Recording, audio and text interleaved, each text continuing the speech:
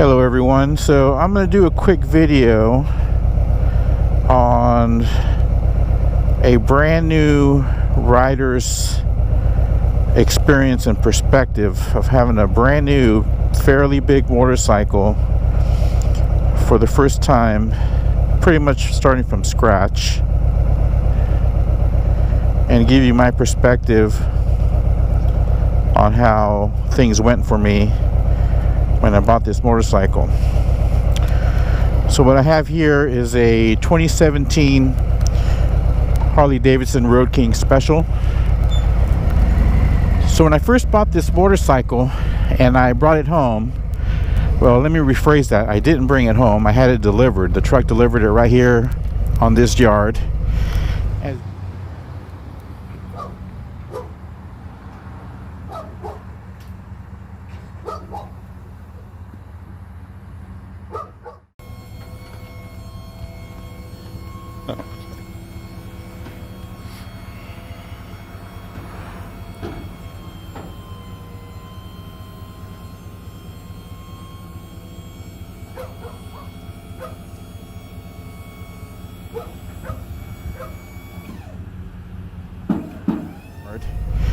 as you can see, my front yard is paved, pretty big. I figured, well, I didn't feel confident enough to ride it home. I had actually gotten my permit that morning, but once I picked up the motorcycle, or once I paid for it and did the deal, I did not feel comfortable riding it home. So they offered to deliver it for free, which I took them up on, and I thought it was great. They delivered it, parked it right here where I'm at, and I figured, well, maybe I can try to ride this thing. So I have very minimal experience. I used to own a street bike back when I was 16 and 17 years old for a few years. It was a Yamaha 400 Maxim. I taught myself how to ride it back in the day. Again, I owned it for a few years and then I sold it, and then haven't owned a motorcycle since until now. I'm 50 years old now. Recently retired, so I decided to finally buy the motorcycle that I wanted, which is a Road King, Harley Davidson Road King. So I figured I knew enough to at least take it right here in circles, doing slow U-turns in first gear. But the very first day I did it, I took the turn slow and more than likely pushed on the front brake on a turn, and my bike went down. I did it the next day and same thing happened. So I dropped my bike twice. I felt pretty disheartened. I put it away. I felt that I didn't have enough confidence or the know-how to ride this thing. I laid awake in bed for a few nights thinking I made a very big mistake in buying such a big motorcycle for my starter bike. All the videos that I had watched on YouTube about starter bikes, Matt Laidlaw has a video where he basically talks about, you know, what things to consider for a starter bike. The Road King was not one of them for someone who has such limited experience as I do.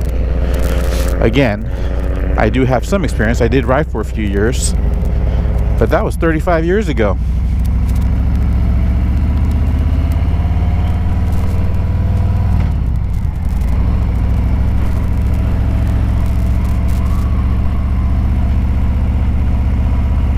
So I had posted all over Facebook pictures of my brand new bike. I had a video of them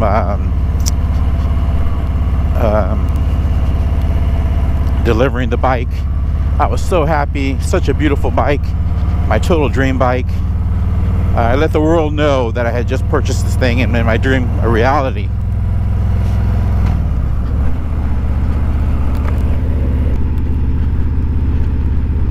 So I was laying in bed at night,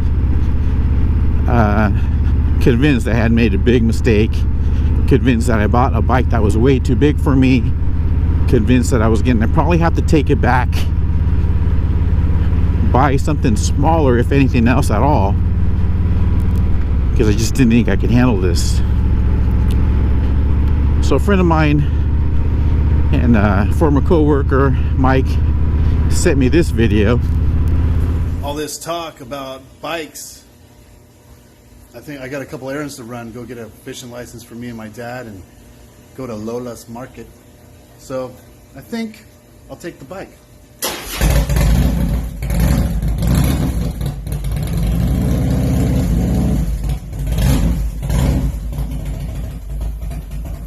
You may not think it now, but you're going to want to put exhaust on it. That's just how it goes. And later that day, or maybe it was the second day, I can't remember, I sent him a similar video in response. All this bike talk, talking with you about the motorcycle. I think I'm going to go run some errands. And I'll probably go to Lola's, get some food. And I think I'm going to take the bike, turn it on.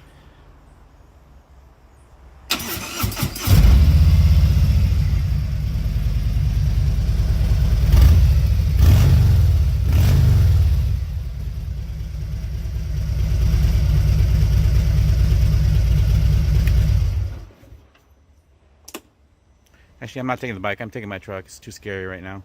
But I was pretty deflated, thinking I made a huge mistake. So I left the bike alone for a few days. I was scheduled to take the 2-day motorcycle riding class with my wife Heidi.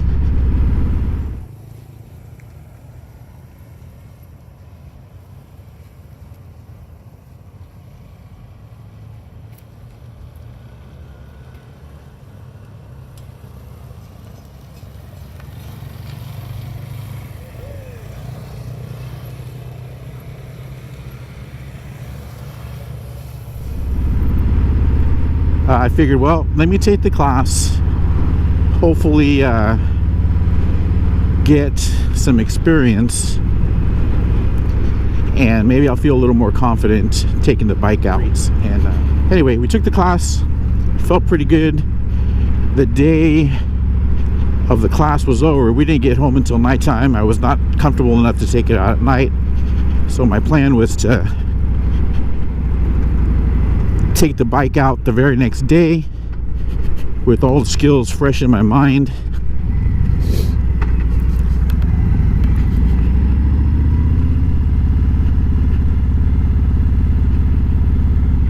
So that's exactly what I did. Like I said, it took me a good 35 minutes of riding my bike up and down the front patio, front parking lot that we have at our house. Not even doing circles. I wasn't even doing that, but I would just ride it up and down. Got it to second gear. I stop, maneuver the bike around, duck walk it, get into position, and keep riding. So I finally got the nerve to take it out.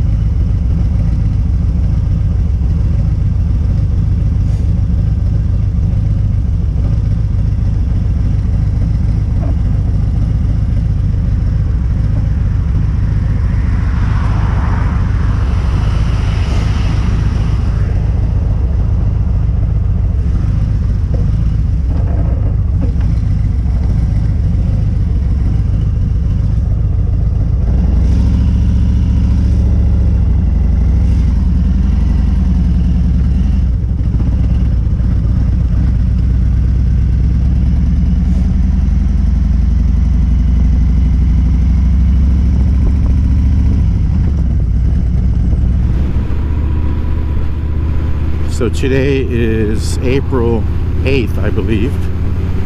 We're right in the middle of this coronavirus pandemic lockdown stuff. I'm thankful that I'm still able to go out riding. probably doesn't get much better as far as social distancing of just riding, no passenger. So I'm thankful for that. So I bought my bike in mid-January. So I've been riding since mid-January up until now. So about 3 months of riding.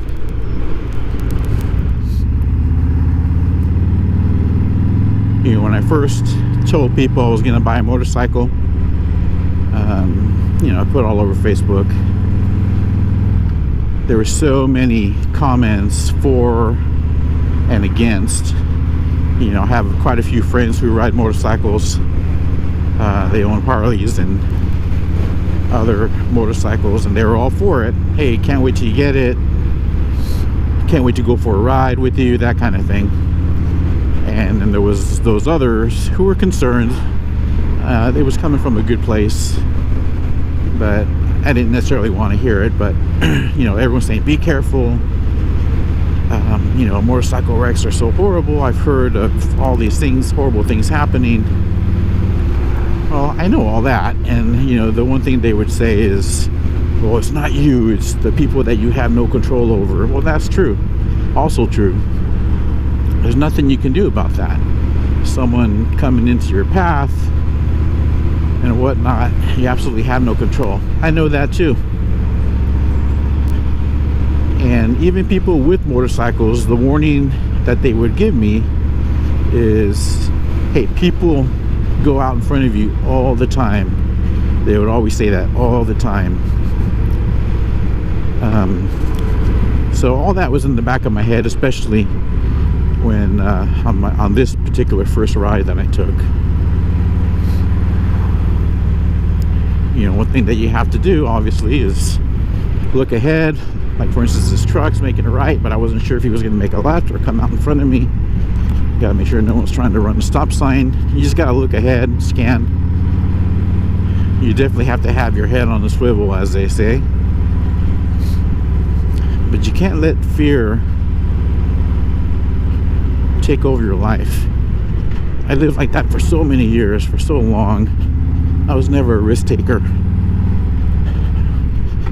I was always happy in my own little cocoon of safety and comfort. As I got older, met my wife Heidi, who was pretty adventurous. She definitely brought me out of my cocoon.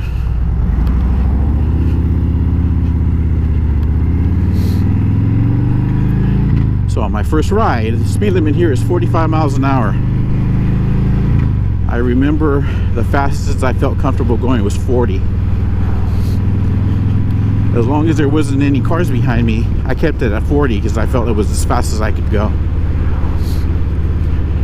And at the time I actually had my windshield on, I believe. I can't remember if I had my windshield on or off that day. I believe it was probably off. So I'm doing 40 miles an hour right now. I remember at the time, 3 months ago, it felt so fast. So I had a car behind me. So I said, well, I better pick it up to 45. At the very least, do the speed limit. Even though people do faster than that. I know I do whenever I'm riding in my truck. But I never made it up to 50 miles an hour because I was just too scared. It just seemed so fast. Even here, the speed limit is now 55. I think I had to take it to 50. I don't actually remember going 55. I remember thinking there's just no way. It just felt so fast. I felt like I couldn't control it. Now it's like no big deal. It feels pretty slow actually. So it's kind of interesting how with experience you just get used to things, and things that were seem so fast now seem pretty slow. Here I'm doing 50, between 50 and 55, just taking it easy. Here's a car approaching on my right. Is he going to come out? Yep. And that's the kind of stuff that I believe people are talking about, where people come out in front of you all the time. You know, you just got to see it. You got to predict it. You see the cars approaching, coming out of a driveway or at an intersection.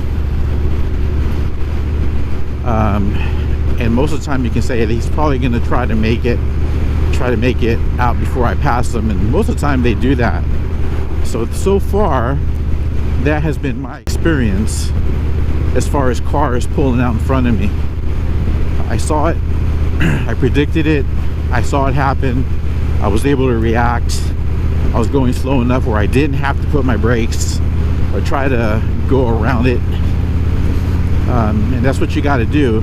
You absolutely cannot daydream whenever you're riding a motorcycle like most people do when they're driving.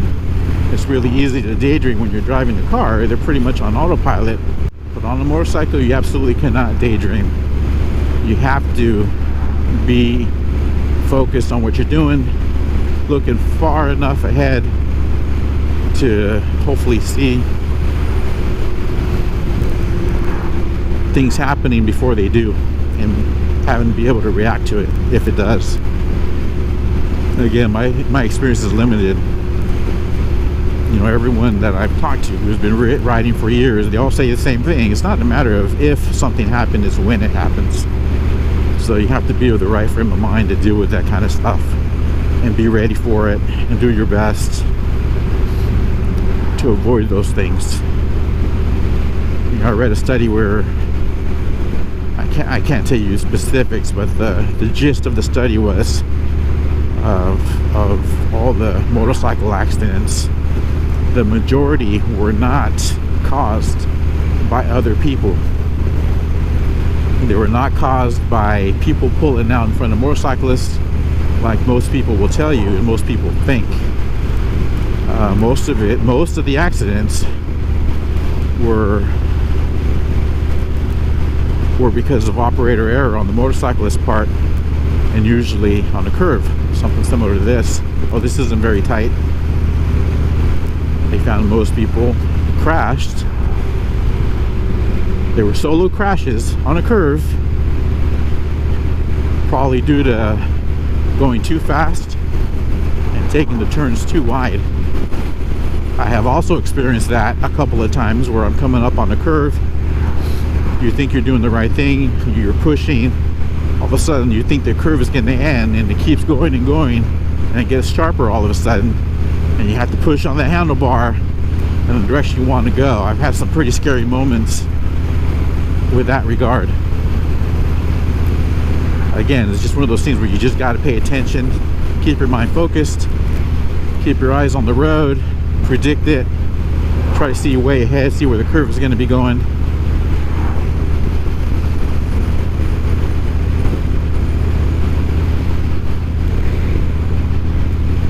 But again, you can't let that fear inhibit the way you live your life. I wish I would have learned that a lot sooner in life. I missed out on a lot because I was always wanting to live within my comfort zone and not taking any chances. Usually out of fear of the unknown, fear of looking silly, fear of looking dumb, fear of getting hurt.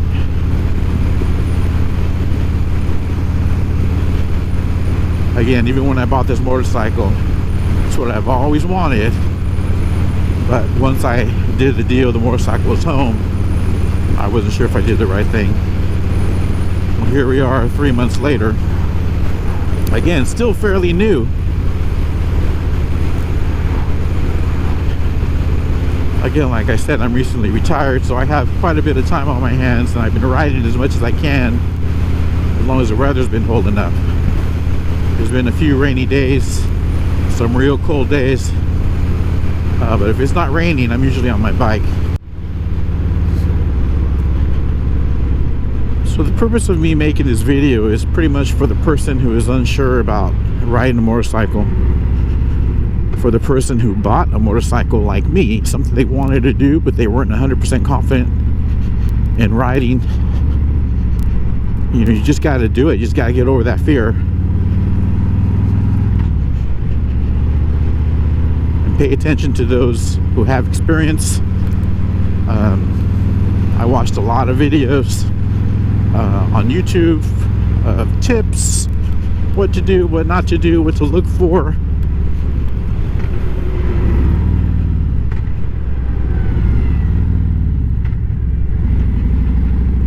riding techniques, and I still do. I've learned a lot just from YouTube. Sounds silly, but I think YouTube's been around long enough where you can't deny that it's a useful tool. And that's the reason I'm making this video. This video is not for the experienced, for the guys that have been riding forever, who might laugh and snicker at all the things that I'm saying.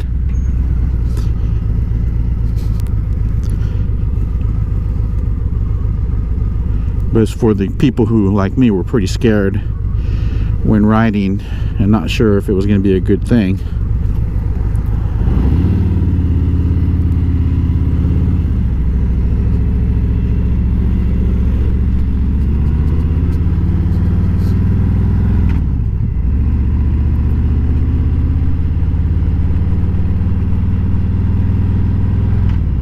So if you're on the fence of getting a bike,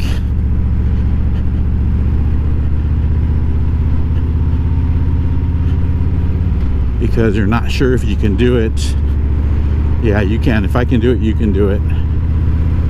And again, it boils down to how much you really want it. I've been wanting this for such a long time. I've been wanting a Harley Davidson for so long. It's been my dream. You know, for years I've gone in and out of the Harley dealership with the intention of buying, but walked out because I just couldn't justify the cost. Again, I bought this used. This is a 2017. It had 5,600 miles on it when I bought it.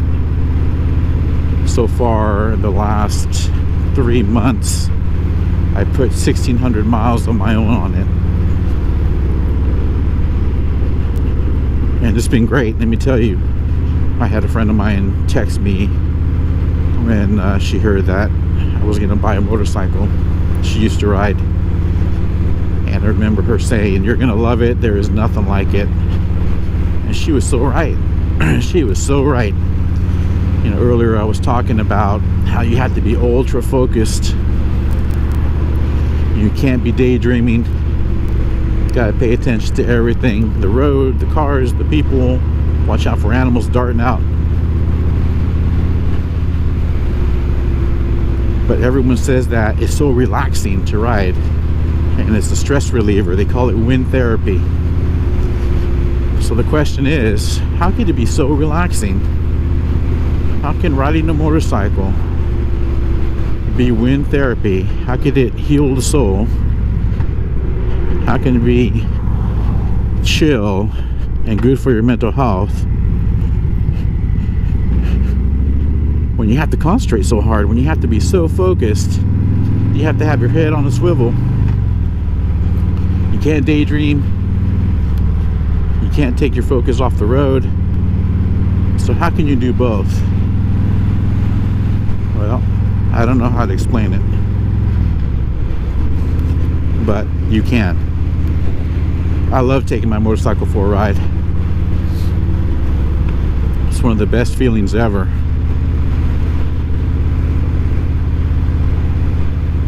I'm about to go on the freeway. I don't have my windshield, so the wind's going to be pretty good.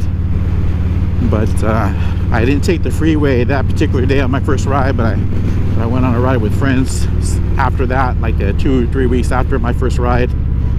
And I went on the freeway for the first time. Again, pretty scared, very scary.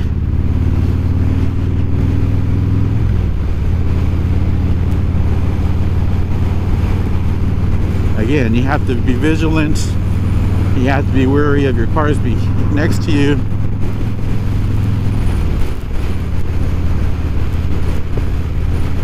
But as far as I'm concerned, I just keep it in the slow lane, go the speed limit. The whole reason I bought a Harley is so that I could cruise.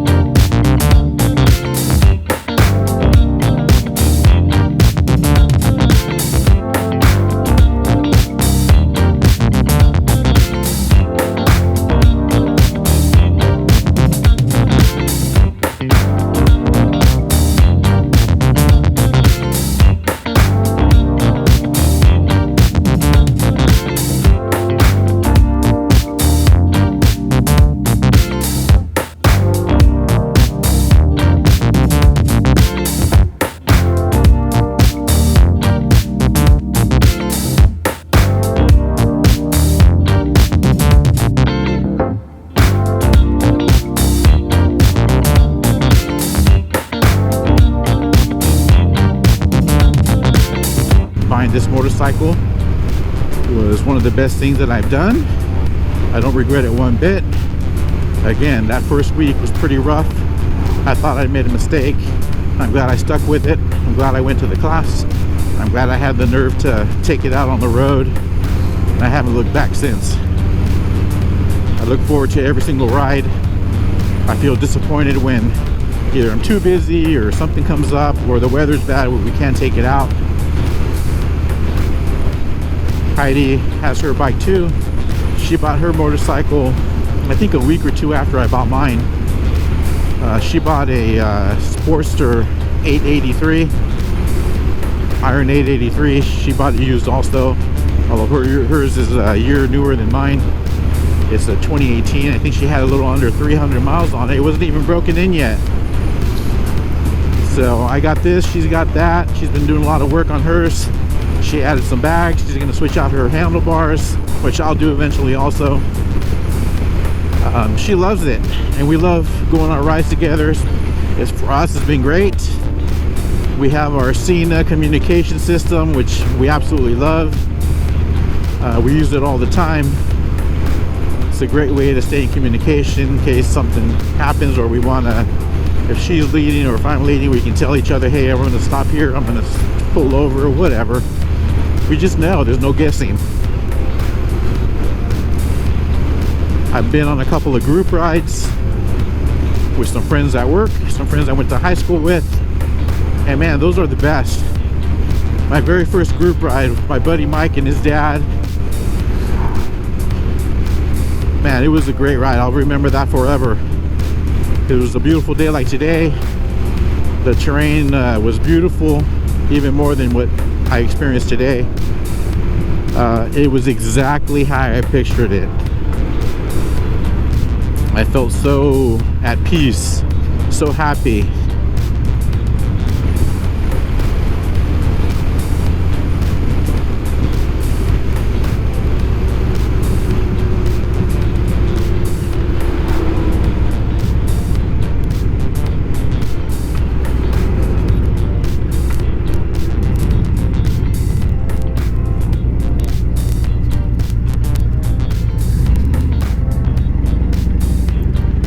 Time for some fuel.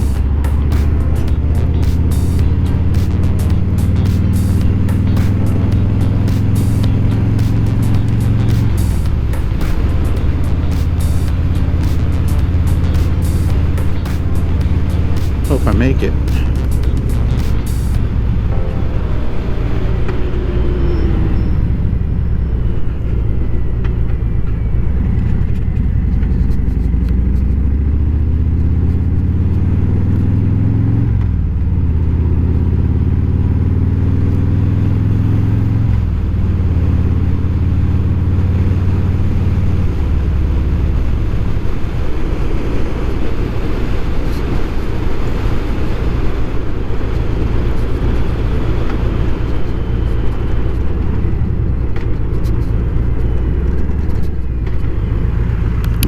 God, they're doing some road work here.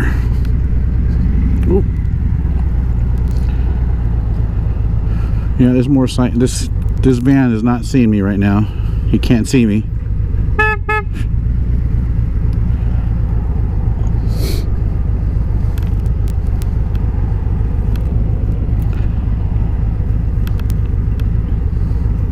You can't panic. You gotta see it first.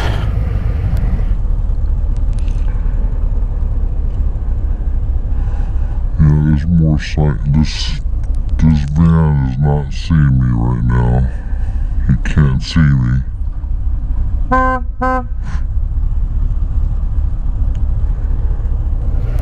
I actually saw him starting to back up. That's when I stopped.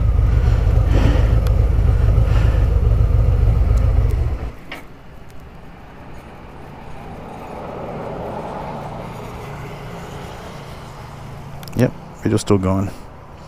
So anyway, I'm glad I caught that on video. It's just another example of stuff you have to watch out for. Time to get some gas. Parked on the wrong side.